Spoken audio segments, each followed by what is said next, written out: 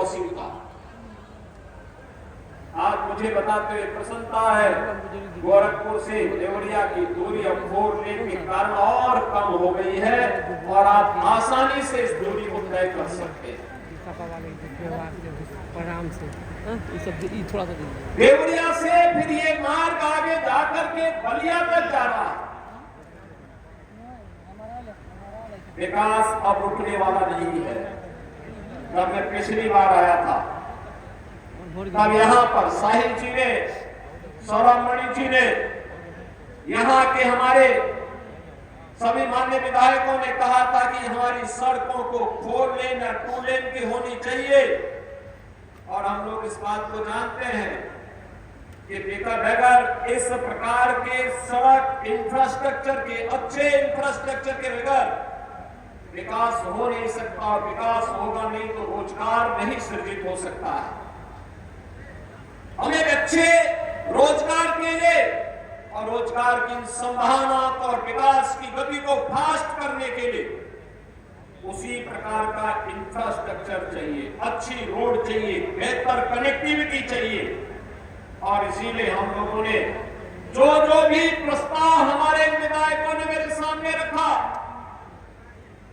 चाहे वह देवरिया से कसिया का मार्ग हो या देवरिया से बरहज का मार्ग, देवरिया के अंदर फ्लाईओवर के मामले हो या अन्य जो भी ब्रिजेज, इन सभी के लिए हम लोगों ने धनराशि स्वीकृत की। और आज मुझे बताते हुए प्रसन्नता है कि इनमें से कुछ कार्यों का आज हम शिलान्यास कर रहे हैं और कुछ का उद्घाटन भी कर रहे हैं। एक शुरुआत है, अंत नहीं है। आपने देखा होगा यहां सांसद जी कह रहे थे देवरिया में बाईपास बन रहा है। बाईपास के साथ ही अभी एक गति और फास्ट होगी जब देवरिया से हम लोग कसिया का एक 4 लेन की कनेक्टिविटी दे रहे थे। एक कनेक्टिविटी केवल कसिया तक की नहीं है, याद करना, ये हमारे नॉर्थ साउथ कनेक्टिविटी का पार्ट है।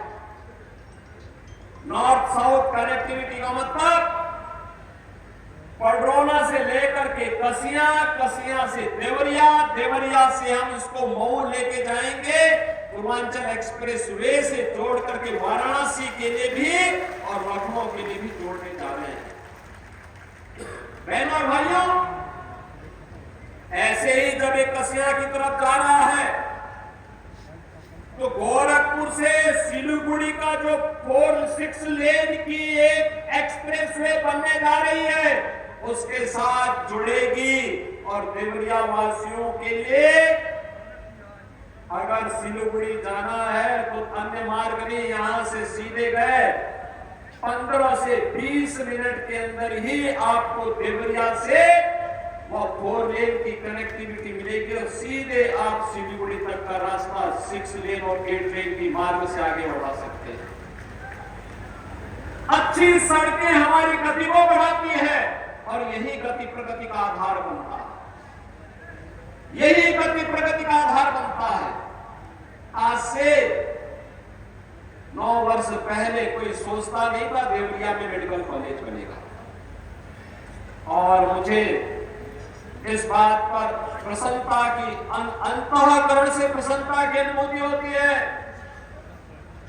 कि पूज्य महर्षि देवराम बाबा के नाम पर आज देवरिया में, देवरिया का अपना गवर्नमेंट मेडिकल कॉलेज का निर्माण हो गया है और मेडिकल कॉलेज यहाँ पर अच्छी ओपीडी के साथ संचालित हो रहा है।